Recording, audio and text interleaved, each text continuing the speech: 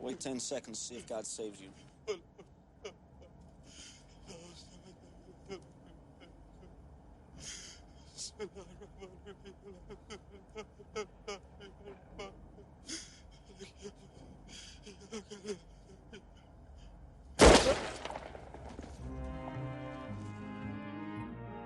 There was a movie theater near my house called the Parsons Cinema where I went and saw like a ton of movies.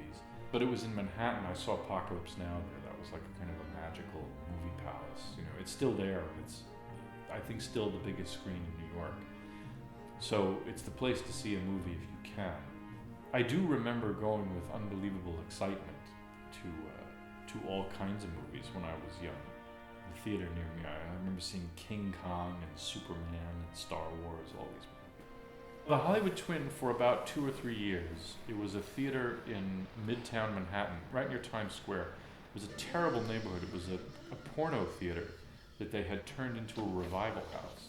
And I went as often as I could. And it was whatever prints you know the guy could get. So you would get, you know, 2 movies that had nothing to do with each other playing on the same bill.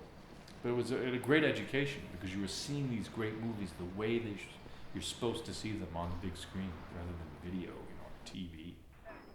It was a ridiculously dangerous place, and I was going there when I was 11 and 12 years old by the subway. And if my parents knew, I'm sure they wouldn't have let me. It was crazy. It was crazy. People don't understand what Times Square was. You know, they think now it's like tourists, you know, big buses come from Iowa and they get out and they look, oh, terrific, and they take pictures. But when I was growing up there, it was like, you know, the taxi driver was, you know, that was what Times Square was. It was a dangerous, dark, terrifying place.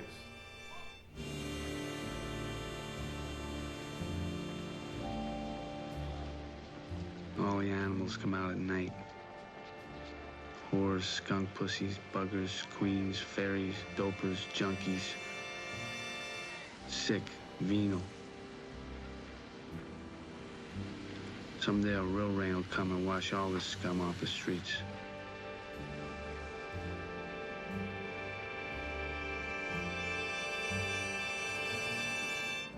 I go all over. I take people to the Bronx, Brooklyn. I take them to Harlem. I don't care. Don't make no difference to me. They were on 42nd Street itself, and there were a whole row of movie theaters, and they used to be, you know, old movie palaces in the 40s, and, you know, people would go and sit in the air-conditioned movie theater when the summer would hit and see these classic Hollywood movies. And then somewhere around the early 1960s, the scene sort of changed. It became very much either pornography or these kind of grade B kung fu movies, which were actually very entertaining and almost exclusively terrible, but they were really entertaining. And in a way, it's a good thing. It was kind of like a, you know, you stop making distinctions, high art, low art, this is bad, this is good. In a way, it's all part of the education. The 5th pupil, he practiced the toad style. 4 and 5 knew each other, but never met the other 3. The toad style is immensely strong and immune to nearly any weapon. When it's properly used, it's almost invincible. I don't think it's a good thing to educate people in general about movies on television. I remember first seeing 2001 on television and not really understanding what all the big deal was. You know, like 2001, who cares? What's so cool about that? And then the minute I saw it on the big screen when I was maybe 17, all of a sudden you understand the movie because you've got on TV, the frame is the astronaut and the spacecraft.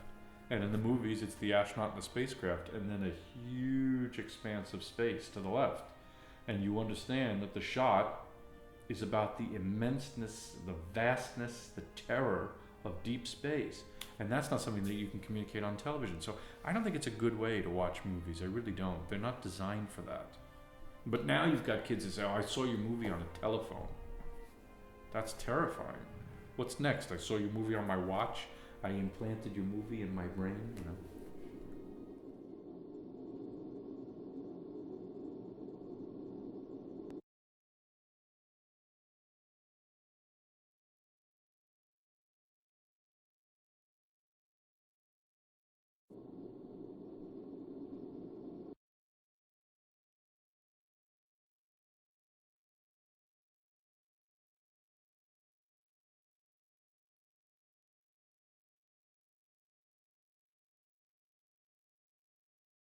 I have a feeling that Marty's experience would have been very different because, he talked about seeing Rocco and his brothers on TV, the Visconti movie, and that was not something that would ever have played on TV by the time I started watching movies on TV. But I don't think it's a good thing necessarily. It's obviously been great for Scorsese because he's sort of a genius and he knows how to interpret the small screen to the big screen.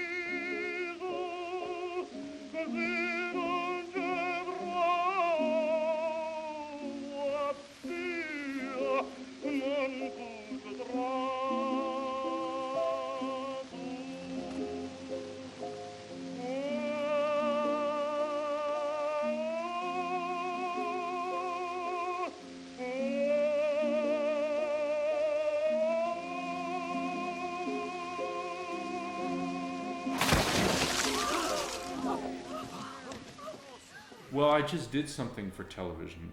First time I ever did that, and I didn't really like it very much. You don't have the same amount of time to really take care with the actors and to do takes that, for interesting performance. TV has got great strengths, which is that you can kind of develop characters over a very long period of time, and it becomes almost like a novel as opposed to movies, which are almost like short stories. But I don't know if I think movies for me they're a greater pleasure to form. That 2 hour to 3 hour long format is really great. It's sort of like a concept that you can hold in your hand, and I think there's something very refreshing and beautiful about that medium. So I don't know, would I do it for TV? Of course, but it's not something I'm focused on right now. So, break it down for him. What two businesses have traditionally been recession-proof since time immemorial? certain aspects of show business ain't our thing. Now that's it. That's all I gotta say. Frankly, I'm depressed and ashamed. TV is better than movies are in the United States, but that's because of the quality of the writing. I mean, the problem is that what you get is you get better storytelling skills and better development of character on television, but it's not paired with a magnificence of form. In other words, the form of TV is still a little bit primitive compared to the best cinema. So that's really what is lacking. It's a writer's medium, not really a director's medium, television. So you see better stories, but not better form. Cinema has its own magic, and part of what made great films great was that they were beautifully told stories, and there was a compactness about the experience, but they were also using the camera. The camera was an integral part of not only storytelling, but communicating emotion. Like if you look at a Polanski movie, for example, like Rosemary's Baby. Rosemary's Baby is brilliantly directed, and it's so cinematic. Where he puts the camera in relation to where the actor is in the frame, or where the actor isn't in the frame, itself creates meaning and an extra layer for the story. It's that kind of attention that you simply can't get on television. You just can't get it. It takes time. You don't have the time to do it.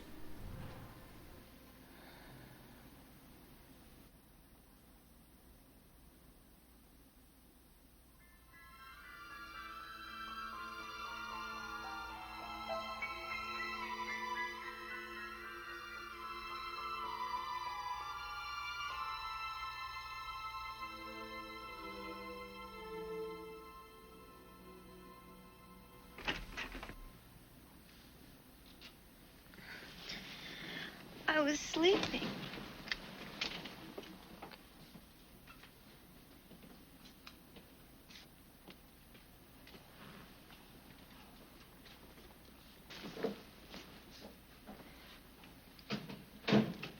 Come with us quietly, Rosemary. Don't argue or make a scene. Because if you say anything more about witches or witchcraft, we're going to be forced to take you to a mental hospital. You don't want that, do you? So put your shoes on. We just want to take you home. No one's going to hurt you. For the baby. Put your shoes on. Sound is the secret weapon. See, audiences are very visually literate. They can predict everything you're going to do with the camera now. Now in 3 dimensions, not just 2.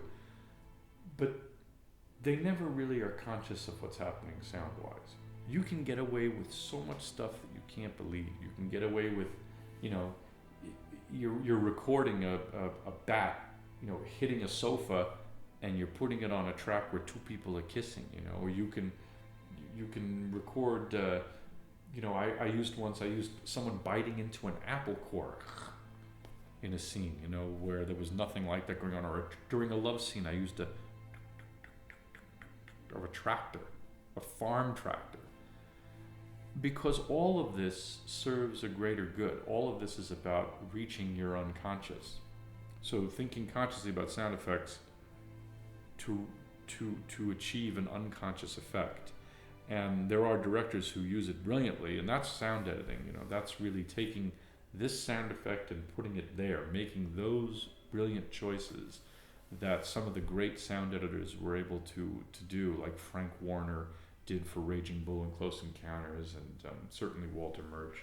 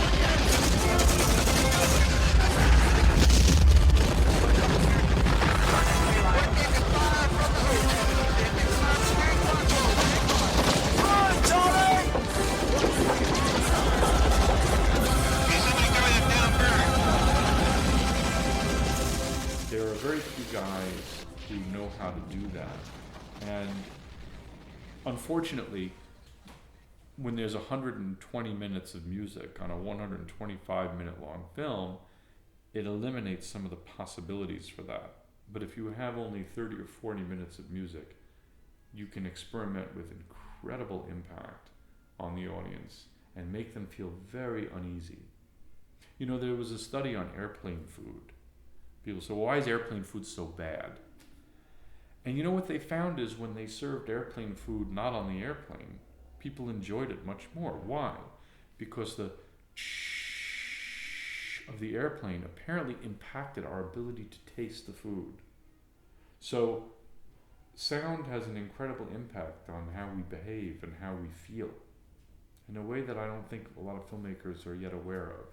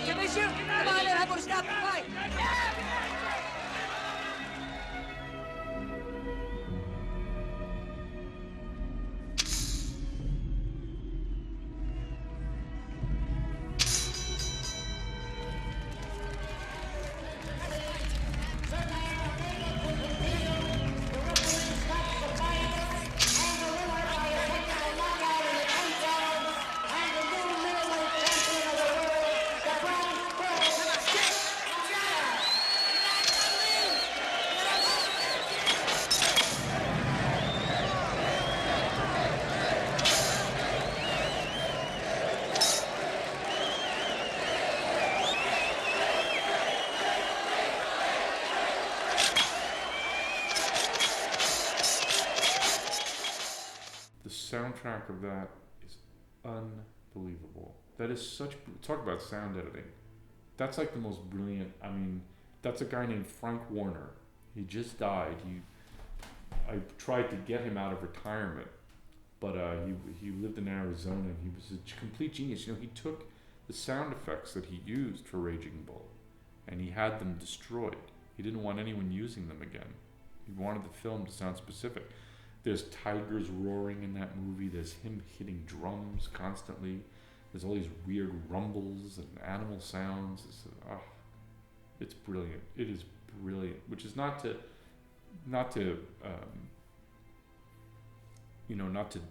at all devalue Martin Scorsese's genius in making the film. But clearly Frank Warner's contribution to the film is just vast. And the mix is great, which is all Marty Scorsese. The mix is incredible.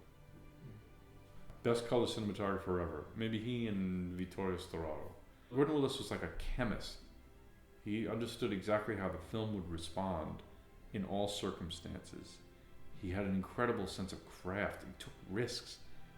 You know, there's a great quote by Walter Murch, "Imperfection allows art to breathe." And that's about Gordon Willis. Gordon Willis would let half the frame go black. He wouldn't care. And he lit the set. He didn't like the actor. And if the actor wanted to be in the light, great. If the actor wanted to leave the light, that's the actor's problem. He was really, I say was because he's not working anymore. He's thankfully still with us. But he was just a genius. And so bold with what he does. And still modern. Just you watch Clute. You know, it looks like it was shot 2 years ago, a year ago. It could have been shot. It still looks great. Hi. Could you stand up, please?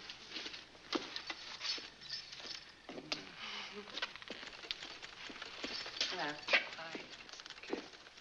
Hi, can I see your eyes? Let me see your hair. Take your hat off. Yeah. Okay. Too pretty. Too pretty. Too pretty. She's Now, that's kind of the coloring. exotic. That's the coloring is great. Yeah, I don't know. It's not quite it, though. No, not really. Hello. Can I see your hands? Thank you. So funny. Yeah. No. No. Hi. She is great. Beautiful eyes. Yes, lovely. Hi. That's the coloring, you know? Yeah, let me see you smile. I think she has that cross between. She's great, but I've Lorraine seen you before. Yes, Have you done any cosmetic ads? Yes, I have. You have? A conflict. How It's could got they to be send a us new people with a face. conflict? I don't believe Call it. that agency. Irene Dunn would have had it. That would be perfect. C minus. C minus. Gotta find it today. Okay, that's it. Thank you, ladies. Thank you. Thank you. Bring the next one.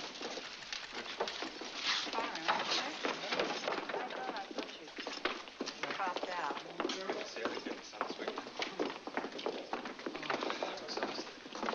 One more day of this and I'll fall on. I know. Hello. Hi. Okay, ladies, just have a seat, please. I know that he's, you know, in New Jersey and doesn't want to make films anymore, and I never tried. You know, I just don't think that. I don't know if he. I think that, you know, the digital age. I don't think he would respond well to it at all. I don't think he would like it. I think he would want to stick with film, and I think he would hate DIs. I think he was a real classicist in his way. Okay, but you in your movies, you still use 35, right? Yes, but you scan them for digital, you know, digital intermediates, you know, and they get projected digitally. You know, I would love to be able to project a print, but that's disappearing.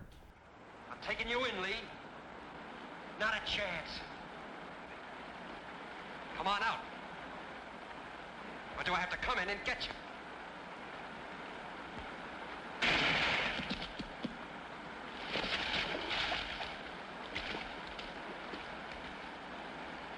That's the whole story, Arch. All of it. You didn't kill him. I did. Long time ago. Day I looked away and hoped he'd change. I'll have to tell Jen. I'd like to tell her myself.